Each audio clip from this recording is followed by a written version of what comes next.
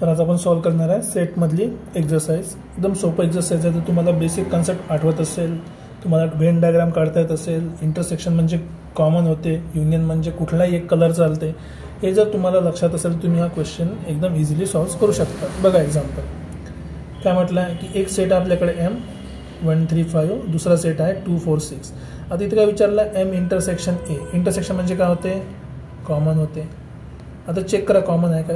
इथे 1 आहे, इथे 1 आहे का, नाही, इथे 1 नाही आहे. इथे 3 आहे, इथे 3 आहे का, नाही. इथे 5 आहे का, नाही. म्हणजे दोघांमध्ये काहीही कॉमन नाही. जिथे काहीच राहत नाही तिथं काय असतं, हमेशा एम्प्टी सेट खाली असते, त्याला आपण काय म्हणतो, five. So M intersection N काय झाला तुमचा, फाय झाला. ठीक आहे. नेक्स्टमध्ये काय म्हटलं तुम्हाला सेकंड क्वेश्चनमध्ये की X is an odd natural number आणि 1 आणि 5च्या मध्ये काढायचं आहे. तर आधी नॅचरल नंबर काढून घ्या सगळे. 1 2 3 4 5. 5च्या पुढे जायची गरज नाही, 1 आणि 5च्या मध्ये म्हटलं आहे. नंतर condition is an odd number. तर ऑड कुठले आहे, 1 आहे, 3 आहे आणि 5 आहे. तिसरी कंडिशन 1 पेक्षा मोठा आहे म्हणते, म्हणजे 1च्या इक्वल टू नाही आहे, 1 पेक्षा मोठा. 1 पेक्षा मोठे नंबर कुठे स्टार्ट होते, 2 पासून स्टार्ट होते 5 पर्यंत, आणि 5 पेक्षा लहान, 5 आणि 5 पेक्षा लहान. तर एवढ्या रिजनमध्ये बघा तुमचा कॉमन सर्कल केलेला एरिया कुठला आहे, फक्त 3 आणि 5. तर या केसमध्ये आपल्याला काय भेटला, जो सेट आहे P, ते फक्त त्यामध्ये कुठले एलिमेंट आहे, फक्त 3 आणि 5, दोनच एलिमेंट आहे. नेक्स्ट नंबर 3 C मध्ये काय म्हटलं बघा, नंबर दिले आहे 1 2 3 अप टू 10 पर्यंत. ते पहिले 10 नंबर आहे कशाचे, नॅचरल नंबरचे. मग तुम्हाला सेट लिहायचा असेल, तुम्ही सेट लिहायसाठी कुठल्या पद्धतीने लिहू शकता, जसं एक्स इज फ्रॉम 1 to 10. ठीक आहे. आणि X belongs to natural number. याचा अर्थ काय होते की X नॅचरल नंबर आहे, तो 1 आणि 10च्या मध्ये आहे. किंवा तुम्ही आता असं पण लिहू शकता, where P is equals to X such that X is first 10 natural number. ठीक आहे. हे जर तुम्हाला नाही आवडलं तुम्ही असं लिहू शकता की P where X is natural number. कुठपर्यंत लिमिट आहे आपली नॅचरल नंबरची, less than 11. X less than 11. एक सेकंड थोडासा दूर लिहितो. X less than 11. बघा लिहायची पद्धत किती आहे. तुम्ही Xला 1 पासून 10च्या मध्ये पण लिहू शकता इक्वल टू, किंवा पहिले 10 नॅचरल नंबर लिहू शकता, किंवा 11पेक्षा लहानचे नॅचरल नंबर पण लिहू शकता. हा झाला P सेट. फक्त असं नाही की 3च ऑप्शन लिहायसाठी, तुम्हाला आणखी कुठलं आठवलं असेल जे या सगळ्या एलिमेंटची कंडिशन सॅटिस्फाय करते, ते पण तुम्ही लिहू शकता. आता नेक्स्ट आहे आपल्या क्वेश्चनमध्ये, हा M युनियन N दिला आहे. तर म्हणजे 2 सेटचं युनियन आहे. तर आधी मी इथे M काढतो, इथे N काढतो. ओके. D नंबरचा क्वेश्चन आहे. हा झाला M, हा झाला N. आता बघा तर क्वेश्चनवर डिसाईड होते का आपल्याला सॉल्व कसं करायचं. जसं M युनियन M मध्ये किती आहे, 1 to 4 आहे, 1 2 आणि 4 आहे. आणि M युनियन N म्हणजे दोन्ही सर्कल मिळून काय काय नंबर दिलेले आहे बघा. 4 इथे ऑलरेडी दिला, सॉरी 4. इथे 3 असणार आहे बघा. 1 ऑलरेडी आहे M मध्ये, 2 आहे आणि 4 आहे. तर बाकी करायला 3 5 6 3 5 6. आता क्वेश्चनमध्ये जर तुम्हाला विचारलं आहे की N कुठला रिप्रेझेंट करते, ते डिपेंड करते तुमचा क्वेश्चन काय आहे. तुमच्याकडे ऑप्शन असेल तुम्ही इझिली सॉल्व करू शकता.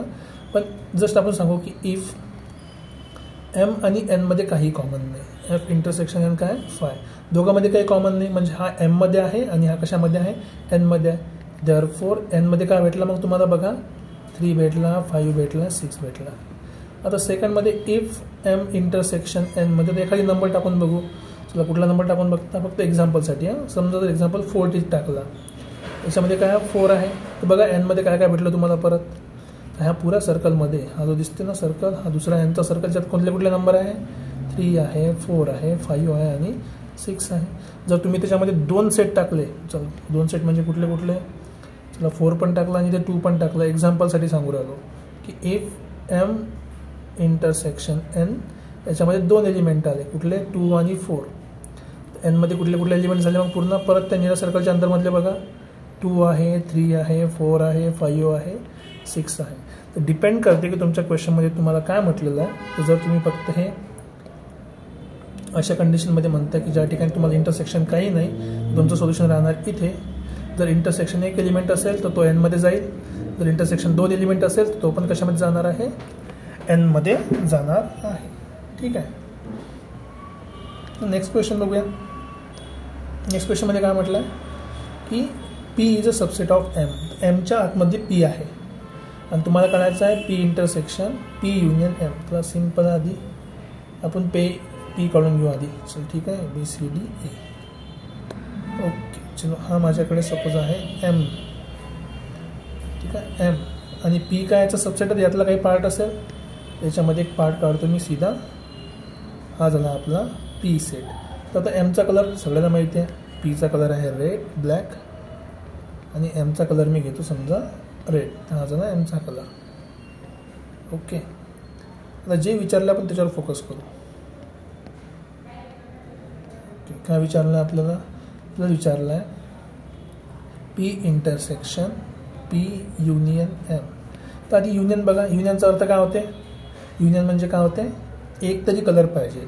तर इथं पण बघा हा रेड कलर आहे, हा ब्लॅक कलर आहे. तर पूर्ण मोठा एक कलर काय झाला एम, त्याचा आन्सर काय होणार एम होणार. म्हणजे शेवटी करायला फक्त पी इंटरसेक्शन एम. इंटरसेक्शनमध्ये काय पाहिजे असतं आपल्याला, बोथ कलर पाहिजे. बोथ कलर पाहिजे ना, बोथमध्ये कुठले कुठले आहे, ब्लॅक आणि रेड. तर ब्लॅक आणि रेड कुठे आहे, हा जो आतमधला रिजन आहे एवढा, याच्यामध्ये तुमच्याकडे हे असे ब्लॅक पण आहे आडवे आणि हे उभे रेड पण आहे. तर इंटरसेक्शन काय झालं फक्त P. So therefore your final answer is P. ठीक आहे. नेक्स्ट आता आपण जो एफमध्ये चेक करा बघा, एकदम सोपा आहे. काय म्हटलं आहे, set of intersecting points of parallel lines. आता पॅरलल लाईन कशा असतात, अशा ज्या कधी एकमेकाला कट करत नाही. जर कट नाही करत तर इंटरसेक्ट करणार आहे का, बिलकुल नाही. जर इंटरसेक्ट करत नाही इथे काय असणार आहे, डू नॉट इंटरसेक्ट. पण इंटरसेक्टच करत नाही तर इंटरसेक्शन पॉईंट किती राहणार, काहीच नाही राहणार. काहीच नाही म्हणजे काय झाला फाय. तर पहिल्याचा आन्सर काय एम्प्टी सेट आहे. Set of even prime number आता ऑलरेडी माहिती आहे, इवन प्राईम कुठला आहे फक्त 2 आहे. असा कुठला इंग्लिश कॅलेंडरचा मंथ आहे ज्याच्यामध्ये 30पेक्षा लहान दिवस राहतात. कुठले 30पेक्षा लहान दिवस, फेब्रुवारीमध्ये 28 की 29 राहतात ना. तर हा पण एम्प्टी सेट नाही आहे, हा पण एम्प्टी नाही आहे, हा पण एम्प्टी नाही आहे. तिसरा -1 आणि 1च्या मधला इंटिजर. तर आधी इंटिजर काढून घ्या. ठीक आहे, इंटिजरची लाईन काढून घ्यायची. ही आपली इंटिजर आहे, इथे -1 इथे 0 आणि इथे 1. तर -1 आणि 1च्या मध्ये म्हणजे ह्या एवढ्या रिजनमध्ये कुठला इंटिजर आहे का, आहे ना आपल्याकडे. एवढ्या रिजनमध्ये कुठला इंटिजर आहे, 0 आहे. सो देअर फोर एक्सच्या ठिकाणी काय झालं आहे, 0 नंबर भेटला. So it is also non empty set. हा कुठला एम्प्टी सेट आहे का, नाही, नॉन एम्प्टी सेट आहे. काय झालं पहिल्या क्वेश्चनचा आन्सर. सो सेकंड क्वेश्चनवर जाऊया आपण. एकदम इझी जी कंडिशन आहे. विच सेट रिप्रेझेंट्स, हा एन म्हणजे नॅचरल नंबर, डब्ल्यू म्हणजे होल नंबर. तर दोन्ही नंबर काढून घेऊ आपण. ठीक आहे, चला आपण मी आधी एक हा लाईन करतो आणि इथे काढतो समजा दुसरी लाईन. चलो ठीक आहे. आता बघा नंबर काढून घेऊ आपण सगळे. एक आहे आपल्याकडे नॅचरल नंबर, एक आहे होल नंबर. तर हा झाला माझा नॅचरल नंबर, याला म्हणतो मी होल नंबर. कुठून स्टार्ट होते, 0 पासून. सो 0 आहे, 1 आहे, 2 आहे, 3 आहे, 4 5 6 7 and so on. Natural number कुठून स्टार्ट होते हमेशा 1 पासून. सो 1 2 3 4 5 6 आणि 7 हा झाला नॅचरल नंबर. तर बघा सिम्पलची गोष्ट, आपल्याला काय म्हटलं आहे, इंटरसेक्शन म्हटलं आहे. काय म्हटलं आहे, इंटरसेक्शन. इंटरसेक्शन म्हणजे काय होते, इंटरसेक्शन म्हणजे काय होते, कॉमन नंबर्स. इंटरसेक्शन म्हणजे काय होणार, कॉमन नंबर्स. कॉमन नंबर्सचा अर्थ काय होणार, जे असे नंबर जे दोघांमध्ये आहे. आणि कुठे नंबर आहे बघा, 1 इथे आहे, 1 इथे आहे, 2 2 आहे, 3 3 आहे, 4 आहे, 5 आहे, 6 आहे, 7 आहे. बेसिकली आपण कुठला लाईन कलर केली आहे, मग खालची लाईन कलर केली आहे. मग खालची लाईन काय असते, याला आपली नॅचरल नंबर. सो पहिल्याचा आन्सर काय झाला, नॅचरल नंबर. सेकंड बघा, X is a letter of the word India. इंडियनमध्ये जे लेटर्स आहेत ते लेटर्स लिहून घेऊ आपण एकदा. सो ह्यातला ए येणार आहे बी. तर इंडियनमधले लेटर लिहून घेऊ आता. सो पी इक्वल्स टू, इंडियनमध्ये काय आहे पहिले, आय एन डी आय ए आणि एन. आता बघा हा सेट करेक्ट आहे का, नाही. का बरं करेक्ट नाही, याच्यामध्ये आपण रिपीटेड वर्ड लिहिले आहे. तर रिपीटेड वर्ड लिहत नसते. तर आय 2दा आला आहे तर एकदा आयची गरज नाही आहे. एन 2दा आला आहे तर यांची पण गरज नाही. तर आपल्याकडे फायनली जो सेट तयार झाला तो काय झाला, INDA. This is letters from the word. Letters from word. कुठला वर्ड आहे आपला,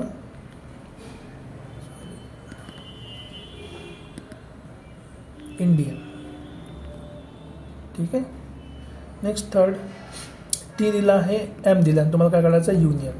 ती युनियन काढायच्या आधी सगळ्यात पहिले सिम्पली काय लक्षात ठेवा, तुम्हाला कॉमन काढायचं आहे. तर युनियन काढताना एक तरी कलर चालते ना. हा समजा माझा आहे एम आणि एक आहे टी. चला हा समजा आता हा एम झाला आणि इथे झाला टी. तर टीमध्ये कुठले कुठले एलिमेंट आहे आधी कॉमन बघून घ्या. 3 इथे आहे, 3 इथे आहे, 4 इथे आहे, 4 इथे आहे. तर दोघांमध्ये कुठला राहिला आहे, 3 आणि 4. तर बाकी उरलेला नंबर काय राहणार आहे, टीमध्ये बाकीचे नंबर 1, 2 आणि 5 आणि एममध्ये बाकीचे उरलेले नंबर 7 आणि 8. तर आपल्याला काय पाहिजे, युनियन पाहिजे. युनियन म्हणजे काय होते, ॲटलिस्ट 1 कलर. युनियन म्हणजे काय होते, ॲटलिस्ट 1 कलर. एक तरी कलर पाहिजे. एक तरी कलर पाहिजे म्हणजे 2 पैकी एकामध्ये जरी असेल तरी चालते. 1, 2, 5, 3, 4, 7 आणि 8 हे सगळे मिळून काय बनेल तुमचं, टी युनियन एम. हा झाला आपला थर्ड क्वेश्चन, सॉरी सेकंड क्वेश्चनचा थर्ड ऑप्शन. ओके, इथपर्यंत तुम्हाला काही डाऊट नसेल. ठीक आहे. नेक्स्ट क्वेश्चनवर जाऊया आता. नेक्स्ट क्वेश्चन काय म्हणते बघा, खूप थोडा इम्पॉर्टंट महत्त्वाचा क्वेश्चन. इथं आपले सगळे बेसिक कन्सेप्ट आपण समजून घेतो. काय काय क्वेश्चनमध्ये काय म्हटलं वाचा एकदा आणि एक एक वर्डवर लक्षात ठेवा, कारण हा वर्ड खूप इम्पॉर्टंट आहे. Out of 100% in a group, तर टोटल लोक किती आहे, 100. तर युनिव्हर्सल सेटमध्ये लोक किती होणार, हमेशा 100 लोक होणार. Next 72 speaks English. ओनली नाही म्हटले, लक्षात ठेवा ते ओनली शब्द नाही. म्हणजे इंग्लिश स्पीकिंग लोक किती आहे, 72, ओनली नाही. 43 speaks French. So French speak करणार किती आहे, 43. ठीक आहे. आणि इथे इम्पॉर्टंट लाईन आहे, each one out of 100% speak at least 1 language. म्हणजे इंग्लिश आणि फ्रेंच सोडून बाकी कुठली लँग्वेज बोलत नाही. मग आता क्वेश्चनमध्ये काय विचारलं आहे, how many speaks only English and how many speaks only French आणि how many speak English and French both. बस हीच गोष्ट आपल्याला काढायची आहे. बघा इथं जसं तुम्हाला माहीत पडलं की ते बोथ करतात. काय करतात, इंग्लिश आणि फ्रेंच स्पीक करतात, म्हणजे दोघांमध्ये काहीतरी कॉमन असेल. ते जर तुम्हाला आठवलं नाही तर तुम्ही एक असं ॲझ्युम्शन करू शकता. बघा जर आपल्याकडे एक पूर्ण सेट आहे, कशाचा, 100 लोकांचा. 100 लोकांचा सेट आहे.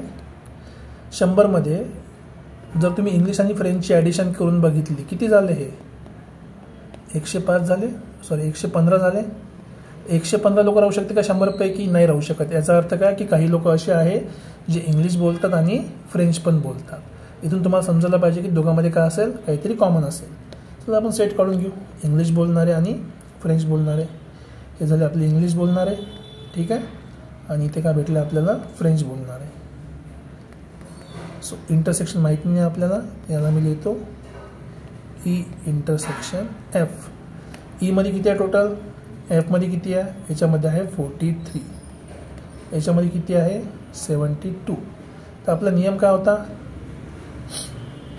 की नंबर ऑफ एलिमेंट्स, टोटल सगळे elements, number of elements in union, A union F.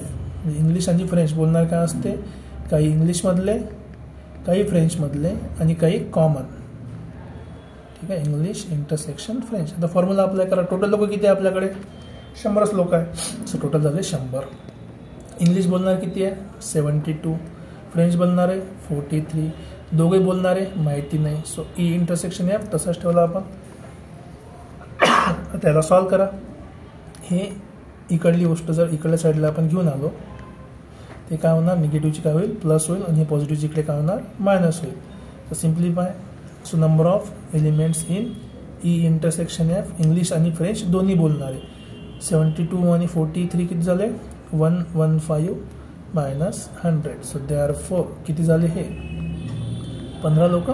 So there are 15 students किंवा people, students speaks both English and French, English and French दोन्ही गोष्टी बोलणारे किती आहे 15 लोक आहे. आता बघा आपल्याला काय विचारलं आहे ओनली इंग्लिश, दोन्ही काढले ना आपण. सेकंड केसमध्ये काय म्हटलं आहे की only English speaking, only English speaking. बघा किती इझी असते क्वेश्चन. आता फक्त इंग्लिश स्पीकिंग करणारे लोक पाहिजे. म्हणजे हा जो एरिया आहे हा एरिया कशाचा आहे, हा पूर्ण इंग्लिश बोलणाऱ्या लोकांचा आहे. पण याच्यामध्ये काही लोक कसे आहे जे फ्रेंच पण बोलते. मग जर फ्रेंचवाले लोक आपण काढून टाकले तर फक्त बाकी काय राहिले इंग्लिशवाले. तर फ्रेंचवाले म्हणजे काय जे दोन्ही बोलतात, दोन्ही बोलणार किती काढले आपण 15. So therefore only English speaking लोक किती झाले, number of only English speaking लोक number of elements in English minus number of जे दोन्ही बोलतात ते. बघा किती सोपं आहे. हे किती आहे 72 मायनस किती 15 लोक असे आहेत जे दोन्ही गोष्टी बोलतात. सबट्रॅक्शन करू शकता तुम्ही. किती झाले हे 67 लोक असे आहेत जे काय करतात फक्त ओनली इंग्लिश बोलतात.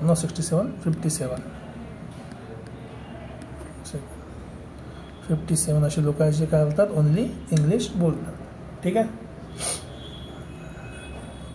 नेक्स्ट आता ओनली फ्रेंच बोलणार आहे. परत सेम लॉजिक. ठीक आहे. Only French speaking, only French speaking. परत टोटल लोक फ्रेंच बोलणारे किती आहेत त्याच्यामधले असे लोक जे काय करतात दोन्ही ठिकाणी हात मारतात, दोन्ही ठिकाणी बोलतात. टोटल किती होते 43. त्यातून किती जाणार आहे 15 लोक जे दोन्ही बोलतात. सो 43 मधून 15 गेले.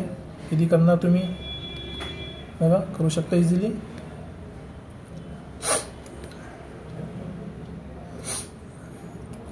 28. सो 28 असे लोक आहेत जे काय करतात ओनली फ्रेंच बोलतात. बघा आपल्याला ज्या गोष्टी पाहिजे आपण सगळ्या काढल्या. ओनली इंग्लिश स्पीकिंग काढलेलं आहे, ओनली फ्रेंच स्पीकिंग काढलं आहे आणि इंग्लिश आणि फ्रेंच दोन्ही बोलणारे पण आपण लोक काढलेले आहे. याला तुम्ही डायरेक्टली पण करू शकता कारण जेव्हा आपण बोथ जी गोष्ट करतो. ठीक आहे. मी त्याला एकदा यूज करायच्या पहिले एक याच्यामध्ये लिहून दाखवतो की बघा ओनली इंग्लिश स्पीकिंग जर म्हणायचं असेल, ओनली इंग्लिश स्पीकिंग तर फक्त इंग्लिश बोलणार आहे, त्याच्यामध्ये फ्रेंच बोलणारे नाही चालणार. सो इंग्लिश बोलणाऱ्यामधून काय करायचं आहे जे दोन्ही बोलतात इंग्लिश आणि फ्रेंच ते बाहेर काढायचे आहे. ओनली फ्रेंच बोलणारे असेल तर ओनली फ्रेंच स्पीकिंग. परत same logic number of elements in French. फक्त फ्रेंच बोलणारे त्यातून लोक अशा काढायचे जे फ्रेंच आणि इंग्लिश दोन्ही बोलतात. नंतर तिसरं both French and English, both French and English बोलणारे पाहिजे. Both French and English. नाव समजते की बोथ म्हणजे काय दोन्ही म्हणजे कॉमन असणारे लोक. So number of English intersection French. तर तुम्ही डायरेक्ट पण वर्ड यूज करू शकता. आपल्याकडे फॉर्म्युला ऑलरेडी आहे.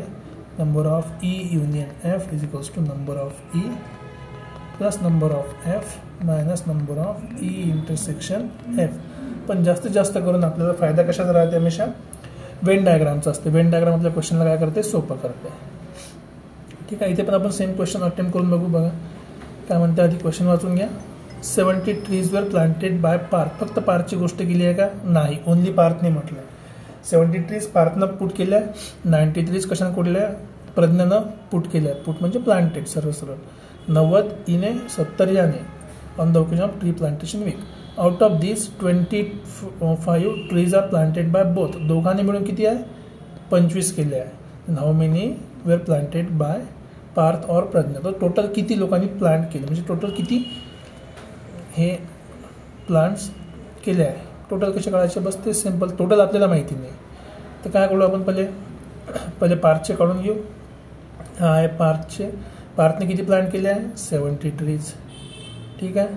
नंतर प्रज्ञाने किती केले आहे 90 केले आहेत. प्रज्ञाने केले आहे 90 आणि दोघांनी मिळून किती केले आहे. दोघांनी मिळून म्हणजे इंटरसेक्शन. दोघांनी मिळून किती केले आहे.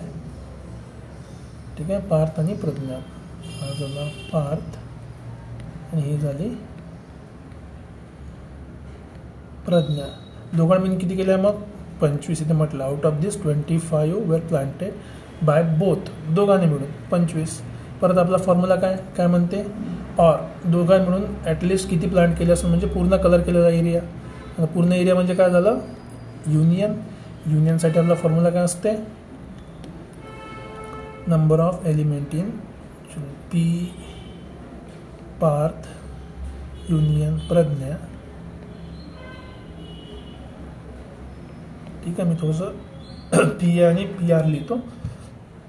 सो पार्थने किती केले आहे प्लस प्रज्ञाने किती केले आहे, आणि दोघांना जे मिळून प्लांट केलं आहे त्याला आपण काय केलं, दोनदा काउंट केलं आहे. So Parth intersection Pragya. सरळ सरळ व्हॅल्यूज पुट करा. बघा एकदम सोपं आहे. याने किती केले आहे, 70 केले आहे. याने किती केले आहे, 90. आणि दोघांना मिळून किती केले आहे, 25. जर तुम्ही सॉल्व केलं तर तुम्ही इझिली सांगू शकता 90 आणि 60 किती होते, 160. 160 minus 25. So answer is 135. So total किती प्लांट झाले, 135. So therefore total trees planted by कोण पार्थ किंवा प्रज्ञा आर किती 135. त्यांनी ट्रीज दोघांनी मिळून प्लांट केलेले आहे. ठीक आहे, सोपासा क्वेश्चन होता, काही डिफिकल्ट नाही. सो नेक्स्ट क्वेश्चनवर जाऊया. नेक्स्ट क्वेश्चन तर डायरेक्ट सिम्पल दिलेला आहे, डायरेक्ट व्हॅल्यूज दिल्या आहे, डायरेक्ट फॉर्म्युलामध्ये आपण अप्लाय करू शकतो. आन्सर काय राहणार आहे, number of A union B is equals to काय असतात, number of A plus number of B minus number of A intersection B. तर व्हॅल्यूज पुट करा. ए युनियन बी किती दिलेला आहे, 36. तर हे झालं 36. Number in A 20, number in B 28. Intersection माहिती नाही आपल्याला. परत तोच लॉजिक आपल्याला माहिती आहे की जी व्हॅल्यू काढायची आहे याला आपण लेफ्ट साईडला आणलं ते प्लस होईल, ही राईट साईडला गेली तर मायनस होईल. तर व्हॅल्यूज पुट करा. So number of A intersection B equals to हे झालं 48 मायनस 36. 48 मायनस 36 किती होते, 12. दोघांमध्ये किती आहे, ए इंटरसेक्शन बी किती आहे, 12. ठीक आहे, एकदम सोपा क्वेश्चन आहे. नेक्स्ट चलो, इथे पण क्वेश्चन वाचा आणि क्वेश्चनमध्ये जे दिलं आहे त्याच्यावर लक्ष द्या. काही डिफिकल्ट नाही, एकदम सोप्या गोष्टीवर फोकस करायचं असते आपल्याला.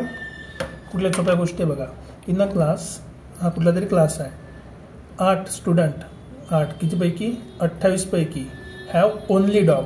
फक्त काय, ओनली म्हणजे इंटरसेक्शन नाही, फक्त 28 पैकी 8 लोकांजवळ फक्त डॉग आहे. ठीक आहे. 6 स्टुडंट्स ओनली हॅव कॅट, 6 जवळ फक्त कॅट आहे, ओनली कॅट, ओनली शब्द इम्पॉर्टंट आहे. आणि 10 students have dog and cat both. बघा किती सोपं आहे. तर डायग्राम काढू आपण एकदा. बघा डॉगसाठी डी, हे डॉग आहे आणि इथे कुठेतरी काय असेल, कॅट. किती सोपं आहे. हा जो एरिया आहे हा, याच्यामध्ये फक्त काय असणार आहे, डॉग असणार आहे. याच्यामध्ये काय असणार आहे, ओनली कॅट असणार आहे, कारण की हे काय कॉमन एरिया झाला. इथे मी लिहितो this is your only cat, this is your only dog. आणि इथे काय, कॅट आणि dog both. So cat intersection dog both. आता जे म्हटलं ते व्हॅल्यूज पुट करा. बघा किती सोप्या गोष्टी आहे आपण मिस करू शकतो. ओनली कॅट किती आहे म्हणते, 6 लोकांकडे. हे किती झालं टोटल, 6 लोक झाले. ओनली डॉग किती आहे, 8 लोकांकडे आहे. हे झाले 8 लोक. आणि दोन्ही कशामुळे आहे, दोघं मिळून किती आहे, 10 लोक आहे, ज्याच्याकडे दोन्ही आहे. आता क्वेश्चनमध्ये काय म्हटलं आहे, how many students do not have a dog or cat as there pet animal. हे जो एवढा एरिया आहे हा कशाचा आहे, डॉग किंवा कॅटवाल्यांचा आहे. हा जो एरिया आहे हा कशाचा आहे, डॉग किंवा कॅटवाल्याचा, पूर्ण जो कलर केलेला आहे. तर बाहेरचा जो असेल तो कशाचा असेल, बाहेरचा एरिया. हा बाहेरचा एरिया काय सांगते आपल्याला, no dog and no cat. किती सोपं आहे, नो डॉग आणि नो कॅट. टोटल लोक किती होते, युनिव्हर्सल सेटमध्ये 28 लोकांचा ग्रुप आहे. बस सॉल्व करणं सुरू करा. आधी आपण बघून घेऊ अशा किती लोकांजवळ काय आहे, टोटल डॉग आणि कॅट्स आहे. म्हणजे टोटल डॉग आणि कॅटवाले लोक किती आहे. So number of cat union dog किती होणार, number of cat plus number of dog आणि minus number of cat intersection dog. आता हा फॉर्म्युला इथं आपल्याला होणार नाही. का बरं होणार नाही, कारण की बघा इथे टोटल कॅटवाले लोक माहिती आहे का, आपल्याला नाही माहिती. टोटल डॉगवाले माहिती आहे का, नाही माहिती. मग त्याला सॉल्व करायला तुम्ही काय करू शकता, हे जे कॉमन एरिया आहे जिथे डॉग पण आहे कॅट पण आहे, हे पण याच्यामध्ये ॲड होईल. सो कॅटमध्ये असणारे लोक किती झाले आता, हे 6 आणि 10 16 झाले, प्लस डॉगमध्ये असणारे लोक किती झाले, 10 आणि 8 18 झाले. आणि कॉमन लोक किती आहे, 10 लोक ज्यांच्याकडे काय कॅट पण आहे आणि डॉग पण आहे. So number of elements having cat and dog both, sorry cat or dog, हे किती झाले 34 -12 इज इक्वल्स टू 24 असे लोक आहेत ज्यांच्याकडे काय एक तर कॅट असेल किंवा डॉग असेल. मग आपल्याला काय पाहिजे, असे लोक ज्यात कॅट पण नाही आणि डॉग पण नाही, म्हणजे याचा complement. So therefore no cat or no dog. No म्हणजे काय होते, कॉम्प्लिमेंट. कॉम्प्लिमेंट म्हणजे C युनियन Dचा कॉम्प्लिमेंट. कॉम्प्लिमेंटचा अर्थ काय होते, युनिव्हर्सलमधून ते आपण काय करतो, सबट्रॅक्ट करतो. काय सबट्रॅक्ट करतो, हे युनियन D. सो युनियनमध्ये किती आहे टोटल स्टुडंट किती होते क्लासमध्ये, 28 होते. सो 28 मधून किती गेले, हे कॅट आणि डॉगवाले 24 गेले. बाकी किती राहिले, 4 लोक असे आहेत ज्यांच्याकडे कॅट पण नाही आणि डॉग पण नाही. आता हाच क्वेश्चन तुम्ही डायरेक्टली इथे करू शकता. बघा काय करायचं आहे, आपल्याला काय पाहिजे, बिना कलर केलेले लोक टोटल किती आहे 24. कलरमध्ये किती आहे, इथे 8 आहे, इथे 10 आहे, इथे 6 आहे. 8 आणि 10 28 आणि 6 34, 8 आणि 10 18 आणि 6 24. ठीक आहे. बघा कलर केलेला किती आहे फक्त, खाली पण डायग्राम काढून घेतो एकदा ती. इथे किती आहे फक्त, हे 8 आहे, इथे किती आहे 6, इथे किती आहे 10 आणि टोटल किती आहे 28. तर ओनली कलर केलेला एरिया किती आहे बघा, कलर केलेला एरिया, हा कलर केलेला एरिया 8 + 10 + 6, म्हणजे हे एवढे लोक आहेत ज्यांच्याकडे काय आहे डॉग किंवा कॅट असेल. आणि टोटल किती होते 28. 28 मधून जर मी डॉग किंवा कॅटवाले काढून टाकले तर बाकी करायला फक्त नो डॉग नो कॅटवाले. सो 28 - 8 आणि 7 14 आणि 10 24. Answer is 4. बघा तुम्ही डायरेक्टली शॉर्टकटमध्ये पण आन्सर काढू शकता, एवढं इझी आहे. So next, represent union of set by Venn diagram. एकदम सोपं आहे. काय करायचं आहे, वेन डायग्राम काढायचे. तर पहिले कॉमन चेक करून घ्या, इथे 4 आहे, इथे पण 4 आहे, आणखी कुठला आहे का नाही. तर हा A काढला, इथे B काढला, दोघांमध्ये कॉमन किती आहे 4. तर A मध्ये किती किती आहे मग 3 5 आणि 7. B मध्ये काय राहिला आहे 1 आणि 8. हा झाला तुमचा Aचा आन्सर. नेक्स्ट B मध्ये चेक करा काय कॉमन आहे, इथे B आहे, इथे पण B आहे, इथे E आहे, इथे पण E आहे. म्हणजे आता सेकंड केसमध्ये काय करायचं आपण, इथे हा झाला P सेट आणि हा झाला Q. तर दोघांमध्ये कॉमन कुठले कुठले आहे, B आणि E. सो B आणि E. तर बाकीचे कुठले कुठले राहिले, बाकी करायला इथे A C आणि F. तर P मध्ये राहिला A C आणि F. Q मध्ये कुठला राहिला L M आणि N. नेक्स्ट नंबर 3 वाचून घ्या एकदा. काय म्हणते, X is a prime number between 80 and 100. आणि नेक्स्ट काय म्हणते, नेक्स्ट म्हणते की ऑड नंबर बिटवीन 90 and 100. बघा किती सोपं आहे. आधी सेट लिहून घेऊ आपण म्हणजे कॉमन माहीत पडेल. ठीक आहे. सो नंबर कुठला आहे, हा नंबर C. सो आधी X लिहून घेऊ. Xमध्ये काय कुठला form, roster form. Prime number between 80 and 100. 80 and 100च्या मध्ये जे प्राईम नंबर ते फक्त आहे 83 89 आणि 97. बाकी सगळे नंबर प्राईम नाही आहे. आणि नेक्स्ट काय म्हणते, Y is a odd number between 90 and 100. So odd number कुठले कुठले असतात 90 and 100 मध्ये, 90 नंतर 91 नंतर 93 95 97 आणि 99. याच्यासमोर जायची गरज नाही कारण की 90 आणि 100च्या मध्ये म्हटलं आहे. बस बघा की कॉमन आहे का याच्यामध्ये, एकच नंबर कॉमन आहे. इथे 97 आहे, इथे पण 97 आहे. तर कॉमन असेल म्हणजे X आणि इथे असेल Y. इथे X झाला, इथे Y. जो नंबर कॉमन आहे तो कॉमन एरियामध्ये, दॅट इज 97. जो कॉमन नाही तो तिकडे लिहा. Y मध्ये कुठले कुठले आहे, 91 आहे, 93 आहे, 95 आहे आणि 99. इकडे कुठले राहणार आहे उरलेले, 83 आणि 89. अशा प्रकारे तुम्ही कुठल्याही गिवन क्वेश्चनचा वेन डायग्राम इझिली कॅल्क्युलेट करू शकता. So next question. ठीक आहे. एवढ्या क्वेश्चनमध्ये तुम्हाला काही डाऊट नसेल असं मी आशा करतो. नेक्स्ट क्वेश्चन खूप सोपं आहे. बघा काय म्हणते क्वेश्चन, सबसेट रिलेशन लिहायचं आहे. आता बघा एकदम simple, set of all quadrilateral. पहिले क्वाड्रिलॅटरल आहे ते सगळे. क्वाड्रिलॅटरल म्हणजे ज्याला 4 बाजू असतात. आता 4 बाजू असणारे रोम्बस पण आहे, स्क्वेअर पण आहे, पॅरलोग्राम पण आहे आणि रेक्टँगल पण आहे. याचा अर्थ सगळ्यात मोठं काय क्वाड्रिलॅटरल. तर बाहेरचा जो पूर्ण सेट आहे तो कशाचा आहे, क्वाड्रिलॅटरलचा. म्हणजे एक्स नाव दिलं सरळ सरळ, बाहेरचा सेट कसा आहे एक्स. आता क्वाड्रिलॅटरलमध्ये दोन प्रकारचे येतात. एक तर सेकंड गेलो आपण कुठेतरी समोर मागे अटकलो की जस्ट अ मिनिट. परत येऊ आपण इथे. ओके सगळ्यात मोठा सेट कशाचा राहणार आहे क्वाड्रिलॅटरलचा. हे झालं आपले एक्स क्वाड्रिलॅटरल. क्वाड्रिलॅटरलमध्ये जर तुमच्या लाईन पॅरलल असेल, जर तुमची लाईन काय असेल पॅरलल, तो काय बनतो पॅरलेलोग्राम. जर तुमची लाईन काय असेल पॅरलल तर तो काय झाला पॅरलेलोग्राम. याच्यामध्ये काय असणार आहे पॅरलेलोग्राम टी. ठीक आहे. आता हे पॅरलल लाईन जर पॅरलल लाईन राईट अँगलमध्ये असेल तर रेक्टँगल बनते किंवा स्क्वेअर बनते. तर रेक्टँगल झालं याच्या आतमध्ये. रेक्टँगलसाठी किती आहे व्ही. जर रेक्टँगल नसेल तर काय बनेल तो पॅरलल लाईनचा रोम्बस बनेल. जर रेक्टँगल नसेल तर काय झाला तो आहे ना रोम्बस नाही म्हणत ना. रोम्बससाठी सगळं साईड काय पाहिजे इक्वल पाहिजे. ओके तर क्वाड्रिलॅटरलच्या आतमध्ये काय पॅरलेलोग्राम्स आहे. पॅरलेलोग्रामच्या आतमध्ये आता काय रेक्टँगल पण काय असते पॅरलेलोग्राम असते. रेक्टँगलच्या आतमध्ये काय असणार आहे स्क्वेअर. कारण की रेक्टँगलच्या सगळ्या साईड सारख्या असेल त्याला आपण काय म्हणतो स्क्वेअर. आणि स्क्वेअरची कंडिशन काय दिली आहे एस. हा झाला एस स्क्वेअर.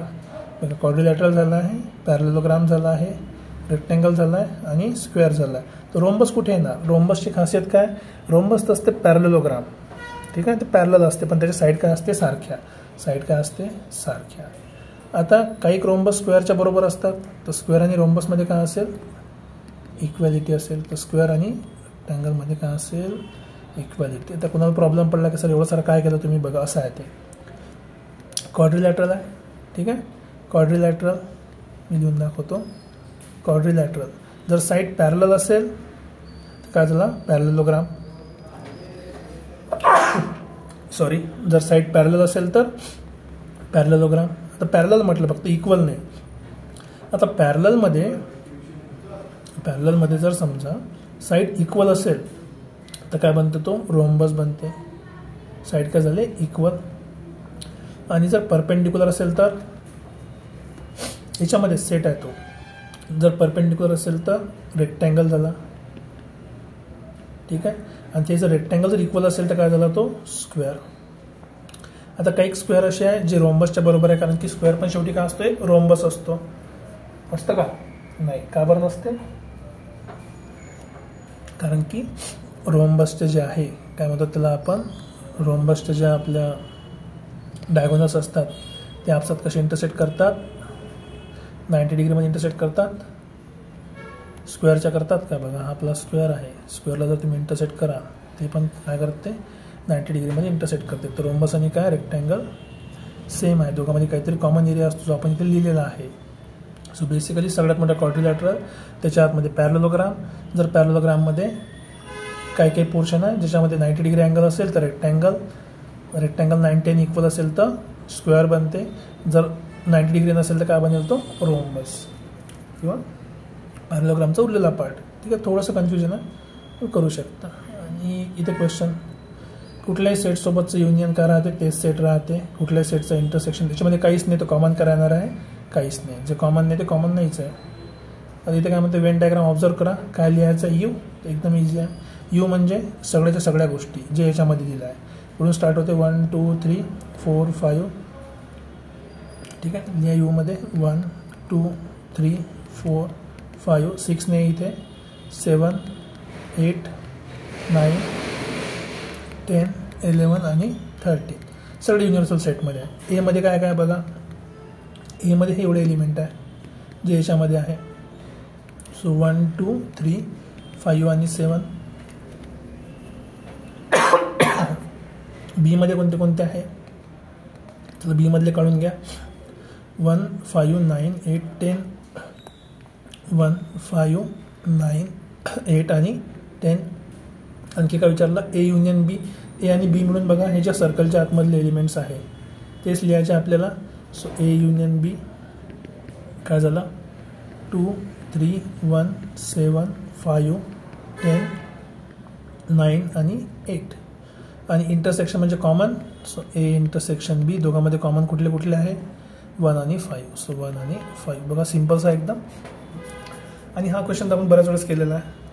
कुठला आता जो थोडा बघितला आहे. काय म्हणते व्हॅल्यूज लक्षात द्या. ए युनियन बी काढायचा आहे. So number of A union बीचा फॉर्म्युला डायरेक्ट अप्लाय करू शकतो. Number in A plus number in B minus number in A intersection B. Values put करा. एमध्ये किती आहे 7, बीमध्ये किती आहे 13, कॉमन किती आहे 4. 13 आणि 7 झाले 20, मधून 4 गेले किती राहिले 16. So number in A union B किती झाले 16. तर अशा प्रकारे आपण एक्सरसाइज तर सॉल्व्ह केलेली आहे. काही इश्यू नाही एक्सरसाइजमध्ये आणि खूप सिम्पलचं आहे. फक्त वेन डायग्रामवर लक्ष द्या. कॉमन कशाला म्हणतात, प्रॉपर्टीज कशा आहे, त्याच्यावरून आपण कुठलाही क्वेश्चन सॉल्व्ह करू शकतो. जर तुम्हाला व्हिडिओ आवडला असेल, समजलं असेल तर लाईक शेअर आणि सबस्क्राईब करा. थँक्यू.